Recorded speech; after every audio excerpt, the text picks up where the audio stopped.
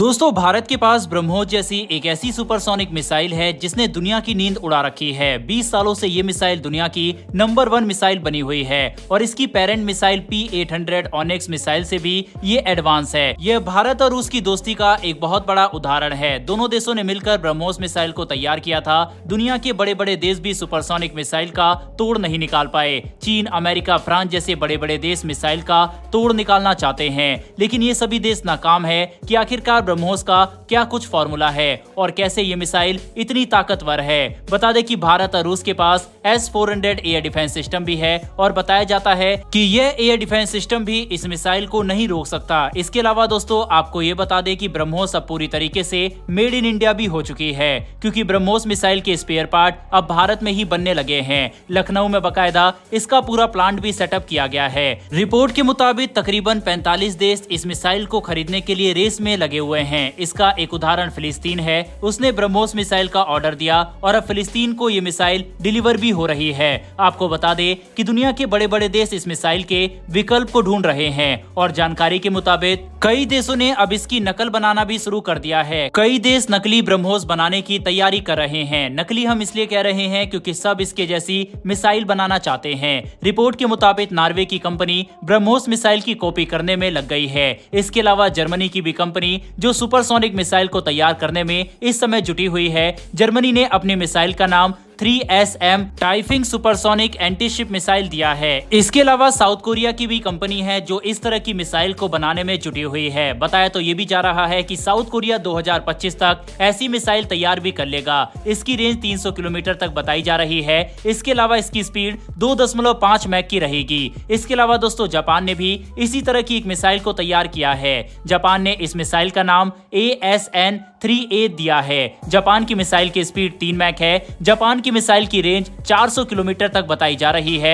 और 2025 तक ये ऑपरेशनल हो जाएगी। यही नहीं, बताया तो ये भी जा रहा है कि फ्रांस और ब्रिटेन भी एक सुपरसोनिक मिसाइल को बनाने में लगे हुए हैं। दोनों देशों ने मिलकर एडवांस मिसाइल बना ली है। 2030 तक ये मिसाइल बनकर तैयार हो जाएगी। आपको बता दें, ब्रह्मोस सुपरसोनिक मिसाइल ऐसी है जो किसी भी देश की ताकत को काफी ज्यादा बढ़ा देगी और दुश्मन देश की ताकत को कमजोर कर देगी। फिलीपींस ने भारत से ब्रह्मोस मिसाइल इसीलिए खरीदी क्योंकि वह अपने दुश्मन देश चीन को जवाब देना चाहता है। फिलीपींस ताकत में तो चीन की बराबरी नहीं कर सकता, लेकिन उसको कमजोर करने के लिए उसने ब्रह्मोस को खरीदा। करोड़ों रुपए की चीनी वॉरशिप को खत्म करने में ब्रह्मोस मिसाइल बस कुछ ही सेकंड का वक्त लगाती है। इसी के चलते ही ग्रीस जैसे बड़े देश भी ब्रह्मोस मिसाइल को खरीदना चाहते हैं। तुर्की को जवाब देने के लिए, उसके खिलाफ कार्रवाई करने के लिए ग्रीस जैसे देशों की फोर्स को भी अब ब्रह्मोस मिसाइल की आवश्यकता है। अब दोस्तों, इन सभी देशों का ब्रह्मोस जैसी मिसाइल को बनाने के पीछे कारण यह है कि हाइपरसोनिक तकनीक में अभी सफलता ज्यादा देशों को नहीं मिली है। रूस और चीन क्लेम करते हैं कि हाइपरसोनिक मिसाइल को वह बना चुके हैं,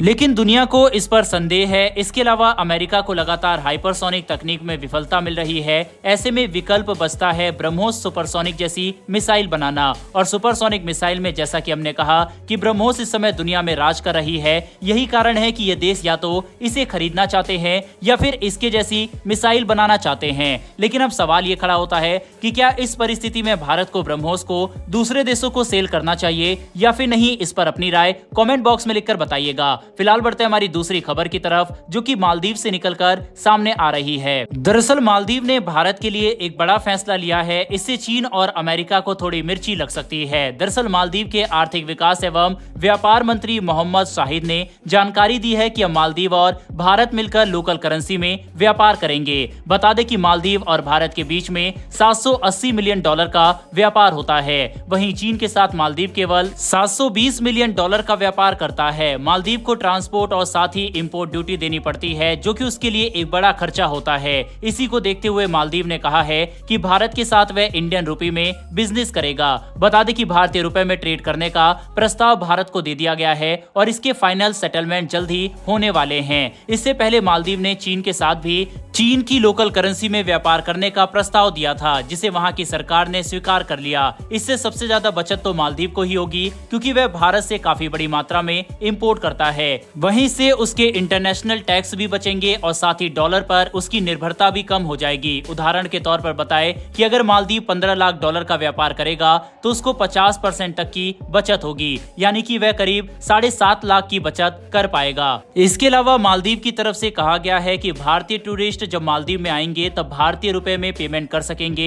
इसके लिए रुपए पेमेंट सिस्टम को चालू किया गया है। ऐसे में अगर दोनों देशों के बीच भारतीय रुपए में व्यापार होगा तो सबसे बड़ी बात है कि डॉलर पर निर्भरता दोनों देशों की कम हो जाएगी। इसके अलावा भारतीय रुपए दुनिया के देशों में मजबूत होगा। दुनिया के बाजार में भारतीय रुपए को एक पहचान मिल जाएगी। साथ ही साथ मालदीव के साथ साथ अन्य देश भी अब भारत के साथ उसकी लोकल करेंसी में व्यापार करने की बात सोच सकते हैं। भारत ऑलरेडी दुनिया के काफी सारे देशों के साथ भारतीय रुपए में व्यापार कर रहा है, जो कि भारत के लिए काफी अच्छा कदम है और इससे डॉलर पर भारत की निर्भरता भी कम होगी। भारत के इस कदम के ऊपर आपकी क्या राय है, कमेंट बॉक्स में लिखकर बताइएगा। फिलहाल इस वीडियो में इतना ही। इन्फॉर्मेशन और वीडियो पसंद आई हो तो वीडियो को लाइक करके हमारी आने वाली डेली ऐसी वीडियो के लिए चैनल को सब्सक्राइब कर बेल नोटिफिकेशन अवश्य दबा लें। फिर मिलेंगे ऐसी एक नई वीडियो के साथ। धन्यवाद। जय हिंद।